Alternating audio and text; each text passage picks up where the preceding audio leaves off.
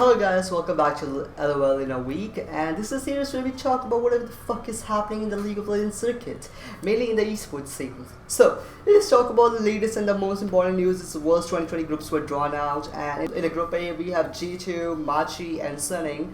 So this kind of looks like an easy group for G2, but let's see what happens there because G2 has a history of getting choked in the main matches. So in the group stage mainly. So let's just see what happens there. Then we have group B, in which we had Damwon, JD, and Roog.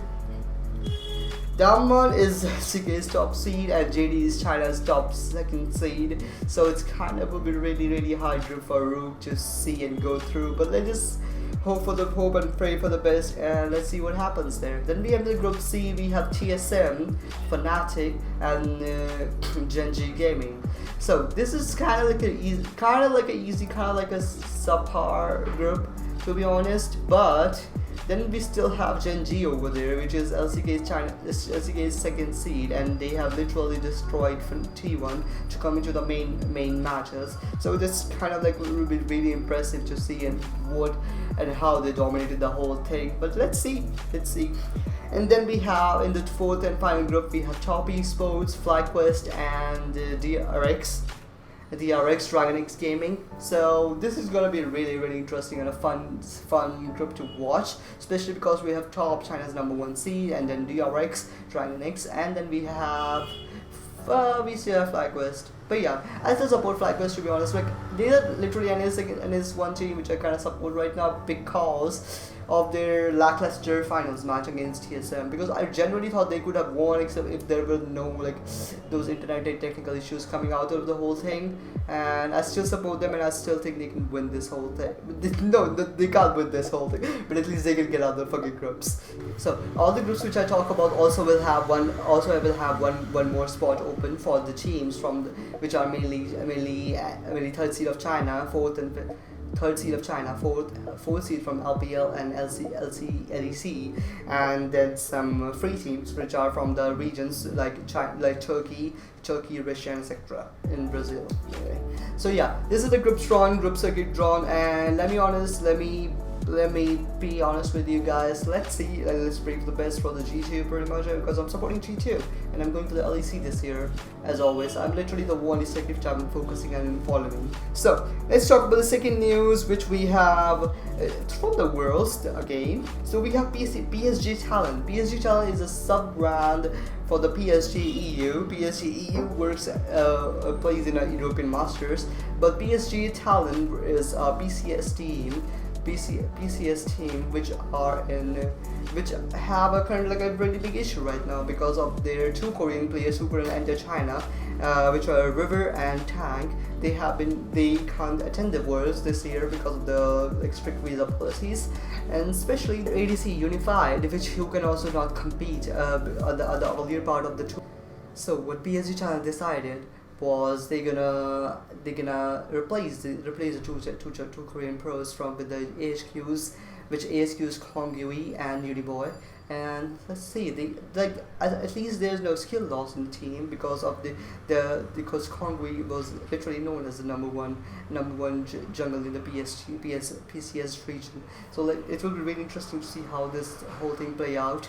But it's kind of sad to see how the strict visa rules are implicating the whole thing into the whole scenario, and these Korean pros who literally worked so hard to get to that level aren't able to take part in tournaments. So yeah, this is what was happening. And then we talk about the roster changes which have been currently happening lately. First of all, we have T1 Kim, who is general manager of the T1, has taken all blame on himself, kinda. I don't know, this is like a Korean coach's issue, I would say, because they just do that often. They just take the whole blame onto themselves rather than the team and implicate everything onto their own self. So Kim take all the blame to himself and resigns from the T1 as a coach. Also, if you talk about T1, they was having a lot of issues with their fans and rabid fans, which have been disturbing their players and disturbing their coaches and disturbing their residences even, and threatening them with death threats and stuff like that. And first of all, let me be honest, this is not at all a okay thing to do, especially with the players and coaches and the teams. never really should be going through that, and especially in this current environment, 2020, especially during the pandemic, this kind of shit is happening to them. But yeah, it's kind of sad to see the fans are treating the team and such a prestigious organization. But whatever happens. So T1 say they're gonna take proper legal actions against the fans and harassers and abusers who are manipulating their teams and the coaches and the staff. So that's a really good thing, and that's a very justified decision from the T1 Gaming to come out and say that thing. So yeah, that's one more thing. And then we talk about worlds again. We have LPL English. The commentary crew from the LPL English, like the Chinese region of league, where the English casters. So they're not gonna take part in this year's Worlds. Mainly, there's no reason specified, but I would simply say because there are too many casters. Because they have whole NA, EU, PSCS, and there are so many regions, and everybody is there pretty much. So yeah, they won't be taking part in the Worlds this year. So that's one news. Then we talk about the roster changes, and we have Reapered. Reapered has been coach of Cloud9 for almost last 4 years. He started with the roster in 2016 early when the Cloud9 was literally formed with the Sneaky and the whole lineup from the old team.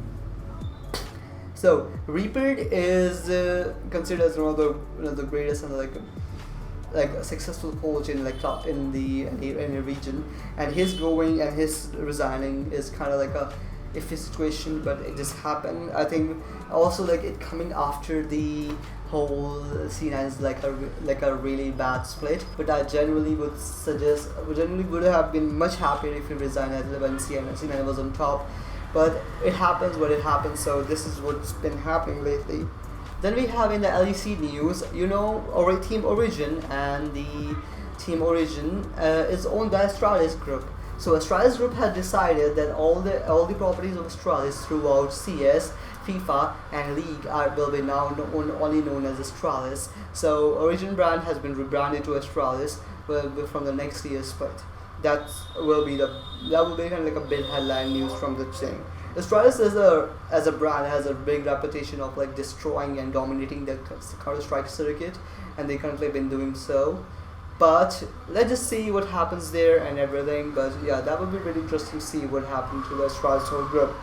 Then if we keep talking about the Astralis group, then we have Origin, the same group basically. The Deficio, who was the general manager of Origin / Astralis, had resigned from the team.